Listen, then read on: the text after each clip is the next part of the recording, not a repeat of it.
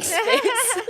We're here again and geeking out this time on Goal setting. but actually making them happen. Correct. Kasi Kasi yun yung madaming pinaka-important na part, making it happen. Yes, kasi ang daming goals. I mean, I had a lot of goals growing up. Madami doon hindi natupad kasi hindi pa ako marunong mag-goal setting. Correct, And marami din doon hindi ganun ka-realistic. Yes.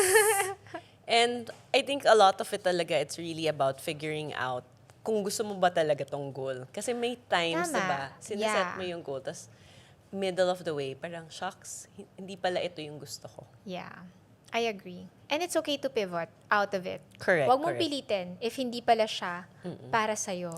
Pero, hindi ka magi-give up sa goal just because nahirapan ka. Exactly. Kasi, Iba yun. Iba yun. So, ang daming, actually, this topic of goal setting is, I think a lot of people have takes on it. Correct, Parang, correct. ganito mag-goal setting, ganito gagawin, wag ka mag-give up, but it's also okay to pivot. There's so many tools out there. So, this episode, we wanted to have a take on it with the goal setting tools that we, the two of us, we actually use and have Correct. worked for us. Yes. So, exactly. There's really no perfect way of doing it. And just to remind everyone that even Reese's way, my way, you don't have to adapt it like Yeah. exactly the way it is. We just want you to be able to try it and make it your own or Yes. make up your own. So what is your go-to goal setting tool? Yung passionate talaga ako about is really having a vision board. So it doesn't have to be any specific kind. It can be something as simple, whether it's a Pinterest board, digital. You can have like one image that you put in your phone, like a lock screen. Yeah. Yung mga ganon. But like a vision board, kasi sa akin talaga, it reminds me, for me, that's why it's working for me, it reminds me, what am I doing all of these things for? That's right. Kasi you may have targets, you may have your goals, but you also have to remind yourself of the purpose of why you're doing it in the first place. What is the end game? Correct, What's correct. the state of being, state of mind that you want to be in? Exactly. I love the word that you use, being. So parang sa akin, it's very important. Like, the person you want to become. Yeah. Like the beingness, like parang ito yung the kind of person that I want to become because I've achieved these goals. So it's not so much just about like the tangible things kasi syempre gusto pa rin natin yung tangible things. Yes. But it's grounded kumbaga very clear yung hugot kung saan ka Yeah. mararating. Kasi I guess may tangible things and you will love the tangible things, but even the tangible things is giving you something intangible. Yes. So, correct. Clear yun dapat. Yes. I remember my first vision board nung hindi pa ako marunong mag-vision board. So, ang vision board ko is really not the state of being, but very superficial things. So, the pinaka-specific na naalala ko in my vision board is a cutout of a picture of Jessica Alba with abs. And sabi ko, yan ang gusto ko. Abs. Hindi siya health. Hindi siya like, I want to be strong. Fitness. Hindi siya fitness. Hindi siya Correct, healthy, correct. ganyan. Gusto ko lang visually yung abs. So, what would that inspire me to do? Either I exercise or I overdo Don't it. eat. Or I don't eat. Or I just spray tan and draw it. Kasi yun Correct. lang naman pala yung gusto ko. Tama, Visual tama. lang pala. Exactly, So, exactly. yeah, now that I understand vision board a bit better, and I think it's thanks to you. You've advocated for this for such a long time. I know now what it's for. That it's not necessarily that, but it's something else. It's something deeper. Mas malalim yung pinaguhugutan. Correct, correct. It's the life that you want because you've achieved this goal. So, kung di ba, yung fitness, yun yung sinasabi ko. Parang sa akin, I want to be fit because I want to have the energy for my family, for my kids, na hindi yung parang after everything that you're doing, like, laspag na laspag ka. Oh, Ganun. So, I I want to agree. have energy for all of that. The same. I also have started doing more healthy things. And if you knew me before, which you do, but I don't think we talked about it so much, sobra kong tamad. And I was like anti-healthy anything. because pag hindi masarap, hindi ko gusto. So, I had this misconception na kapag healthy, hindi masarap. Correct. Alam mo, minsan talaga sa goals, kailangan din ng ganun. You have to learn, like, what is your limiting belief that is actually hindering you from Yeah. achieving that goal. Kasi parang, if you realize that, oh, may belief pala ako dito na parang, pag healthy, hindi masarap. Kaya ayoko kumain ng healthy food. So you have to like, sort of prove yourself wrong. And that's the only time you'll take in healthy food. Because there are a lot of healthy food na masarap. That's true. Now I know that.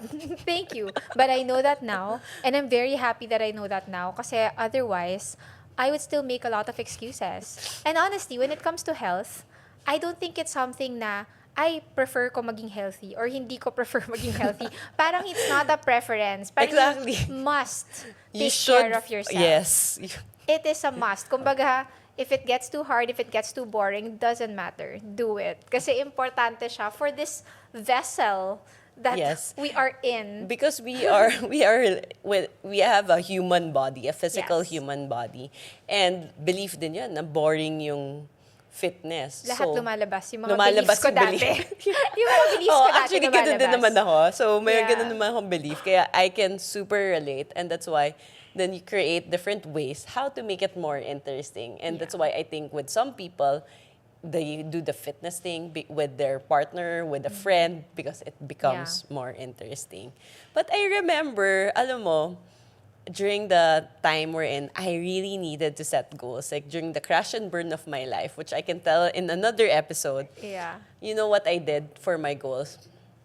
I actually put it down on an Excel sheet. And I Now remember, you're speaking my language. ikaw din. Yes. So, So yeah, Reese. thank you for mentioning my favorite tool. But yeah, spreadsheets in general. I learned how to do spreadsheets very early on, but for something that's not math related. It was a dating game.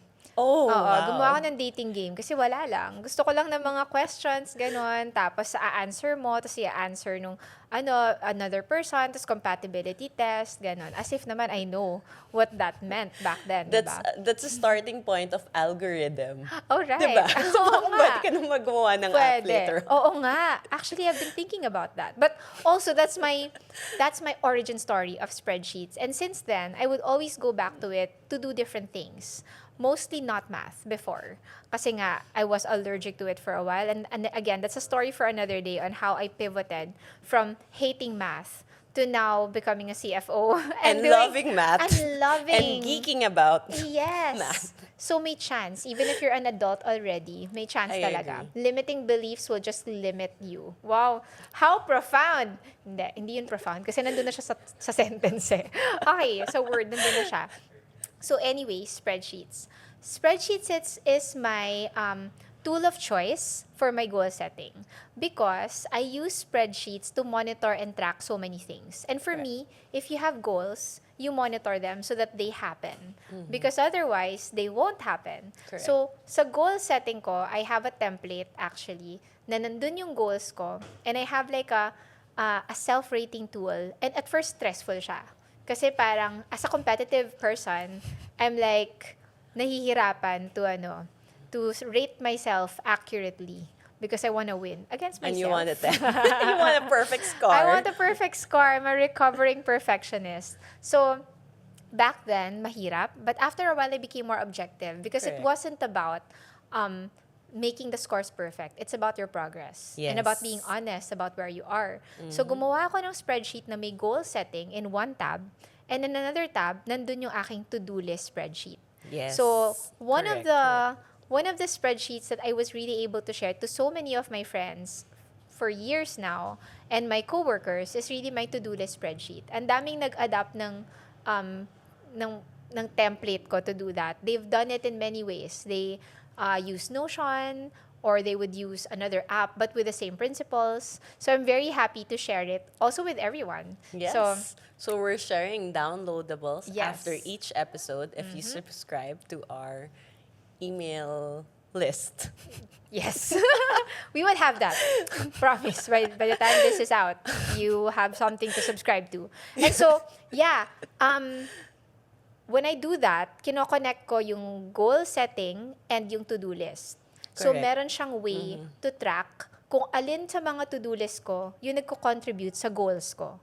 So, I want that data visualization. Kasi, ang gandang makita where I put my energies eh. Yes. Na parang, are you putting your energies in the right places that help you achieve your goals? Correct. And for me, that is very trackable, Yes. monitorable. So, I think ang ganda ng combination ng sa Maganda atin. talaga yung combination. Kasi actually, di ba, in our business organization, actually what attracted me to that organization is what they call the traffic lights. Ang weird, no? Ang geeky talaga. Yeah. But because, yun nga, I want the self-accountability. And then at the same time, I believe that what doesn't get measured doesn't get done. Yes. So exactly like what you said.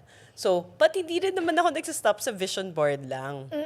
So, the vision board is just to understand, just to understand kung saan nanghuhugot. Like, Yes. who do you want to be? Who do you want to become? But you have to be able to translate it to your picture of success. Yeah. Whether that's 1 year, 90 days, half a year. So whatever time frame that you want. Because based on parang the people I've worked with and at the same time myself, there's some moments or may times in your life, even throughout the year, na parang, I think I just want to focus on the next 60 days. I think I want to Yeah. focus on the next 90 days. So I think for me, it's really just being clear. What is your picture of success? Yeah. What does that look like? What will make you happy? What will make you feel like you're successful? You've done all of these things. And then that picture of success in the specific time frame, itra-translate mo na, i-break down it to your monthly. Yeah. And that's what we put in our planner, in the BDJ planner. And then you translate it in the weekly. And when you go to the daily, I always recommend it, put it in your digital calendar. Because I use the planner and the digital calendar side by side. Because it's just like what you said. It needs to be trackable. You need to be Yes. able to see it.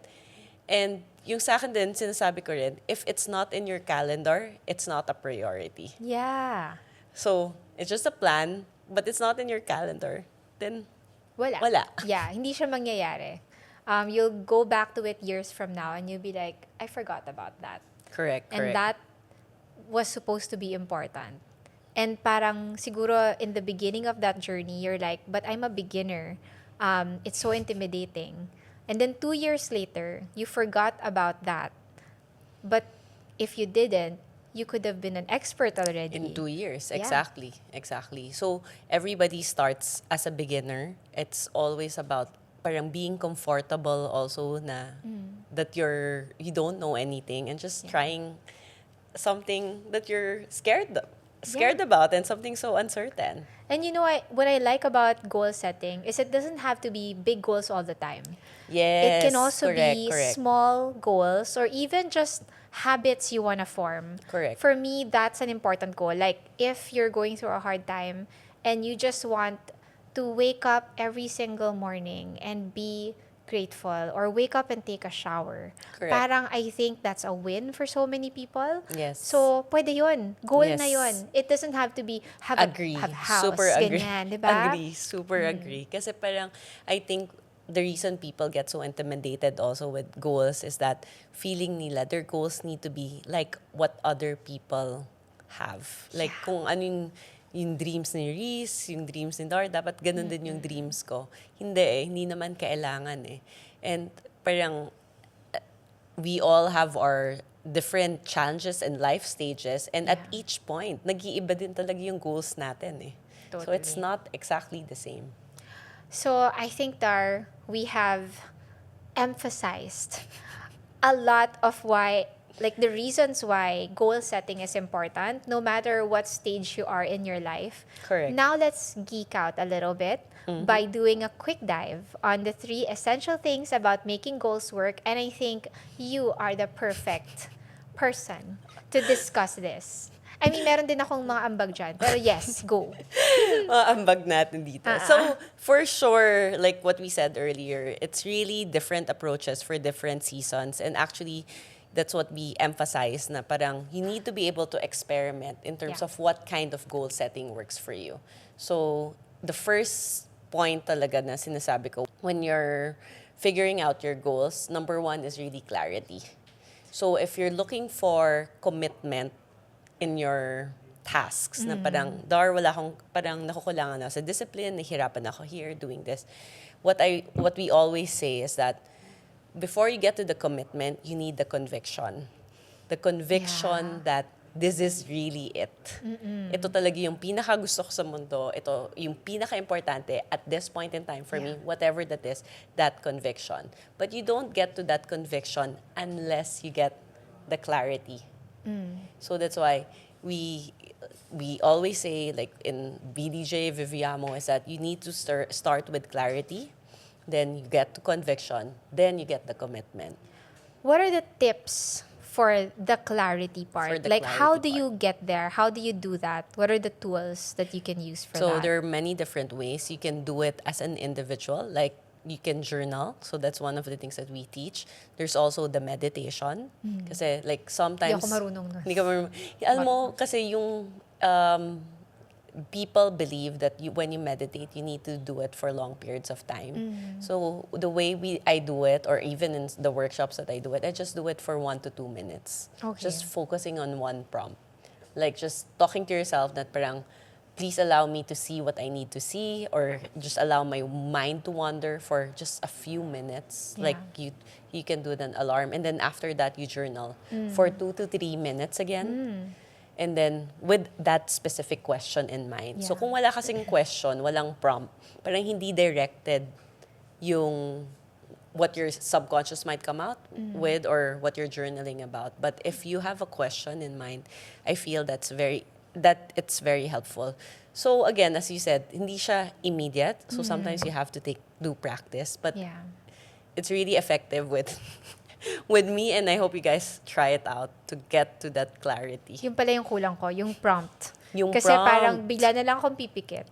So kung ano-anong naiisip ko, hindi siya. Hindi, wala oo. siyang Kasi prompt. parang our mind is so powerful that parang whatever we give it, like as a sort of an instruction, Yeah. it will follow it. So Yeah. for example, I need inspiration, or I need some crazy ideas to be able to figure something out. So I'm just allowing myself. And sometimes it will be blank. Yeah. And it's fine. Like what you do is when you write about it, grabe, wala akong maisip. Ano ba tong sinusulat ko? Hindi ko siya alam. So parang it's really just sitting with yourself and being uncomfortable. So that's just one method. The just being able to do that.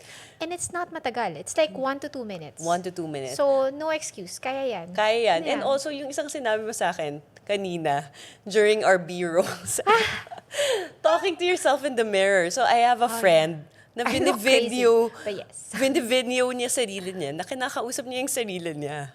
So he does like video journaling. And I thought like, oh, that's so interesting. So is it different from your handwritten like journals? Sabi niya, yes, it's very different. Iba daw yung lumalabas na thoughts sa kanya. And it's a vlog material pa. Pwede rin gawing Kung vlog gusto material niya. kung gusto Kung niya. gusto But niya. medyo for But yeah. personal Oo consumption. naman, oo naman. And other techniques to get clarity is really talking to friends, because like different methods for different people. Yeah. And even like seeking out like mentors or people who have done it. So when you're stuck with something business related, you check who has done this before, who has solved this kind of problem before, and you just talk to that person. And we do that for each other. Yes, correct. So that's the first one. Different approaches for different seasons. Correct. And then the second is definitely, ito yung kanina, we talked about it a bit, na we have to be able to integrate it with our life. And the only way to be able to integrate it with your life is to incorporate the different roles that you play. Yeah. So you're a mom, you're a social entrepreneur, you're a wife, you're a sister, and you have all these other roles that you play in Yeah. your life. You have to be able to put that into consideration when you're setting your goals, your to-do list, and all of these things. Pero hindi siya yung balance na 1 hour here, 1 hour here. Oh, yeah. So for me, I don't believe that. But what works is really having that kind of rhythm. Yeah. So when you have that rhythm, siguro same din siya sa accountability. Parang mas madali na, okay, there's this regularity. And according to studies, that works better talaga. Kasi just the same, di ba? The sun rises around 6 6:15 in the morning, the sun At least sets. for Here us in in the the Philippines, Philippines. it has that Yes. regularity. And that's also how we work. We need that kind of rhythm. Yeah. So that rhythm in terms of interaction with the different people and the roles that we play. So this is important to take into consideration. So That's, and I always hear that question. Parang, how do you balance your work and your life? But as you said, parang hindi naman kasi siya, ito na yon, balance na siya. I think balance is an act. correct. It is always flowing, and it's not about a state of balance. Parang hindi siya state. Parang siyang dynamic. You Dynamic keep on siya. balancing. There are times when your time for work would be higher. Correct. There are times when your time for family will be higher. But I think as long as you always intentionally like delegate your energies into things and experiences and goals that matter to you the most, then you have this sense of flow. Correct. And that's why I was saying earlier, din, diba? Parang one of the ways, remember what I said, if it's not, did I say that on live screen? Like I don't, We earlier. don't know anymore. I don't, It's a I'm not so blur. sure. It But is I a said blur now. earlier, diba, if it's not in your calendar, it's not your priority. Yeah, this Yeah. was It was there. It was here. Okay. So, Okay. when Let's I go it back. was- Okay.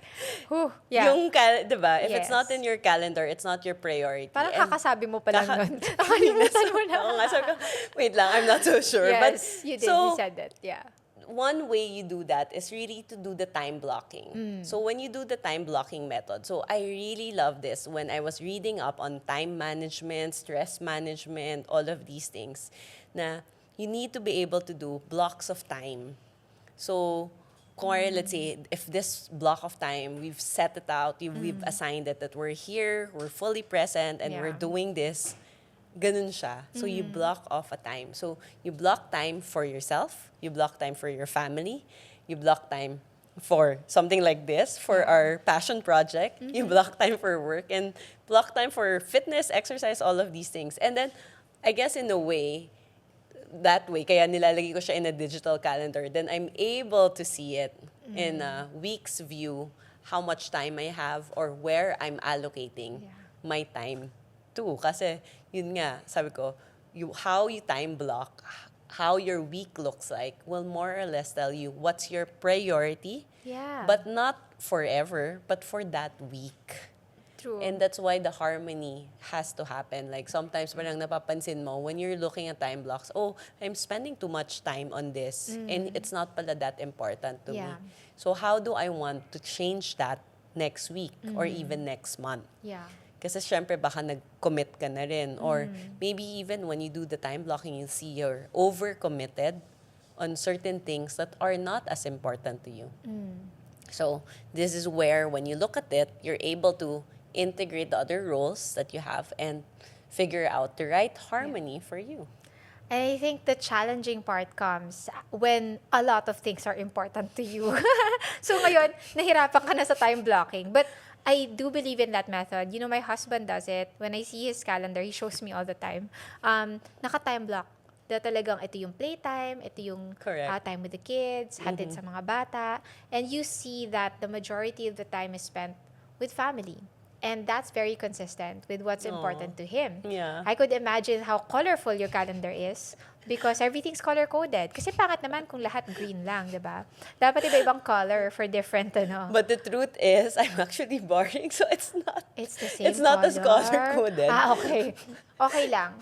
Okay lang. So, was Whatever color code. works. Yeah, kasi for me, actually, that's very interesting. Kasi like people think everything's so colorful with me, but I'm very, I'm a creature of habit. Yeah. So that's why the rhythm, I guess, works for me. So if the rhythm doesn't work for you guys, it's okay. So like, parang may regularity na, kung for example, every Monday morning, naka-block off yan. I'm with my team and we're discussing what are our priorities for the week for the company. Every ganito, there's that regularity. So that time blocking for that and then making it consistent week on week works for me. That's really great. I think that is so applicable for many people and something that they can immediately do. Yes, I hope so.